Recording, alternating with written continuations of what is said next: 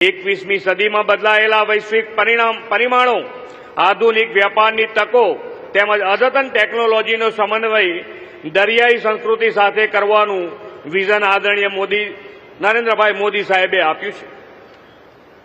તેમનું વિઝન એવું સ્પષ્ટ હતું કે ગુજરાત સ્ટ્રેટેજિકલી લોકેશનનો મહત્વ લાભ લઈને બંદરોની નજીકમાં જ વિવિધ ઉદ્યોગો સ્થાપવા, નવા ઉદ્યોગોને ઉત્પાદન અને માર્કેટ સંબંધિત આયાત નિકાસની વિવિધ જરૂરિયાતો માટે કેપ્ટિવ સુવિધાઓ આપવી તેમજ મહત્તમ ખાનગી રોકાણની મદદથી રાજ્યના ઔદ્યોગિક અને બંદરીય માળખાનો વિકાસ કરવો.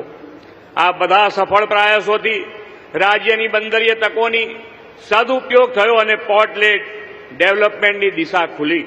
આ પોર્ટ લેડ ડેવલપમેન્ટના પાયામાં મોદી સાહેબે આપેલી અભિનવ port policy, captive policy, shipbuilding policy જેવી મહત્વની પોલિસીઝ રહેલી છે. આના પરિણામે આજે ગુજરાત દેશના લગભગ 39% કાર્ગોનું હેન્ડલિંગ કરે છે. દેશમાં સૌથી લાંબા દરિયા કિનારા ધરાવતા આપણા ગુજરાતમાં દરિયાઈ સુરક્ષા સુદૃઢ કરવાની સાથે શિપ બિલ્ડિંગ, શિપ રિસાયકલિંગનો વડાપ્રધાનશ્રીનો વિચાર પણ તેમના દિશાદર્શનમાં સાકાર થયો છે.